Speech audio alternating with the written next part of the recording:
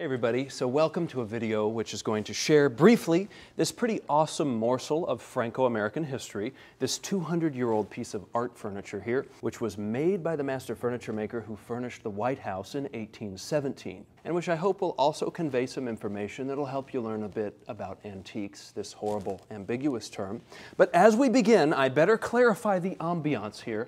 As many of you have noticed, this brick Italian Renaissance style palace in the middle of the Midwest, which is, in fact, where Walt Disney worked. It's also where Ernest Hemingway worked, FYI, and he did credit this newspaper, the Kansas City Star, with teaching him his impactful, brief, powerful style as a writer. And now, as we wonder what could be more romantic than that, today we are actually looking at this dismantled swan bed by the master furniture maker who furnished the White House in 1817, Pierre-Antoine Bellangé. Now this piece is fairly solidly attributable to Pierre-Antoine Bellangé, but in another video we will soon be looking at a chest of drawers which is actually signed by him, signed on the lock, as was his sort of unusual custom during the early 1830s when he was furniture maker to the French king, Ébéniste du Roi. Okay, so the White House anecdote really helps people to identify with this maker, English speakers anyway, but the work is artistically compelling nevertheless. In fact, we can look at this very bed when it was published, when it was still back in France about 60 years ago, in a wonderful tome about decoration from the Middle Ages to modern style. I kind of like to show that the pieces have been deemed relevant by authorities in the art history world, and they're not just relevant because I'm trying to sell them, you know. A little bit of third-party approval here. So the Bellangé firm, the Bellangé family, whether Pierre-Antoine or Louis, they were famous for using swans. And that's what I really want to show you here. This really wonderful example, this masterfully executed example of a French Napoleonic period swan. This neoclassical emblem, which makes quite a lot of sense to see on a bed, let me tell you, because, you know, swans mate for life. Nevertheless, Josephine and Napoleon were divorced. But we do see that she had swans on her bed, which is a giltwood bed, a little different than this. It is now conserved in the Malmaison Museum, and it was made by Jacob de Malter, another maker of the day, who was sort of on par, and if not more famous than Bellangé. But anyway, the swan is a symbol that we see happening in ancient Greek mythology. It's one of the attributes of Zeus. It's the form that he took to seduce Leda. We also see the swan representing the Roman goddess of beauty and love, Venus. And, you know, swans mate for life, so that's sort of a hopeful thing today with the divorce rate. Even dismantled here and riddled with veneer flecks, little cracks, and quite a lot of work for a restorer, we see that this nevertheless remains a very compelling publication quality, perhaps in some cases museum quality, work of decorative art. And that's very important for us as collectors, especially me as a dealer. It's very important with artifacts like this to look at what something is, not how it might at first appear. I mean, just look at the precision of the beak here. We can even see its nose. I expect it to start to breathe and to come to life. And we see these beautiful rosaces, this wonderfully, outrageously precise palmette that descends underneath the beak of the swan here.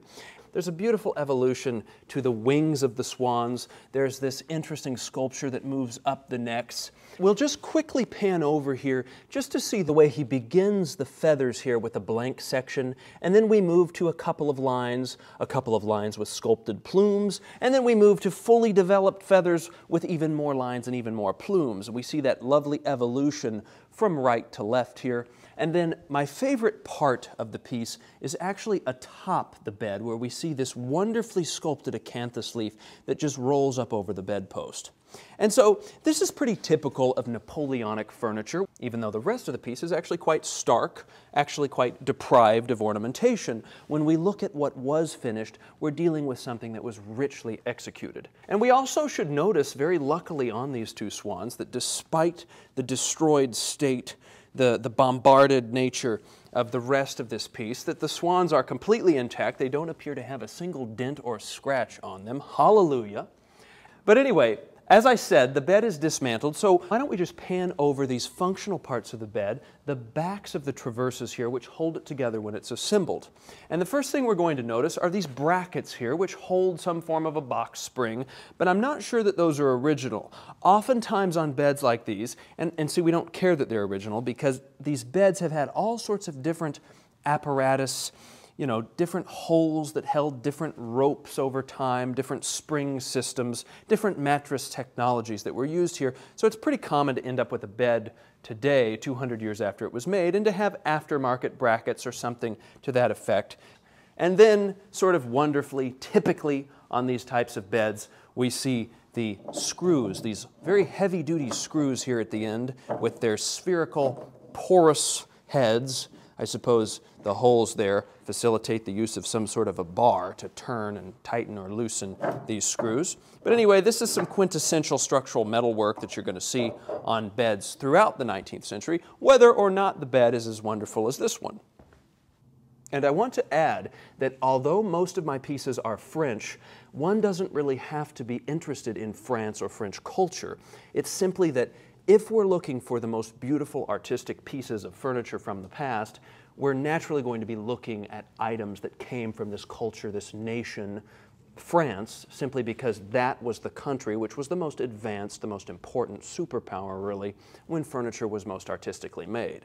Everybody, we really should thank the mysterious administrator of Meublitz.com who chimed in on this piece, and I invite you to check out that website if you'd like to know more, as it really is a wonderful resource. It's kind of an authority on the internet when it comes to this subject. And as usual, I'm hoping that through discussions of pre-industrial period pieces like this, from that timeline when furniture from the past was really most artistically produced, the Renaissance to the year 1840, I hope that that'll help people really understand this art, to help them better discern, you know, whether their collecting is obsessive or whether they're just simply an individual purchasing one piece in their lifetime.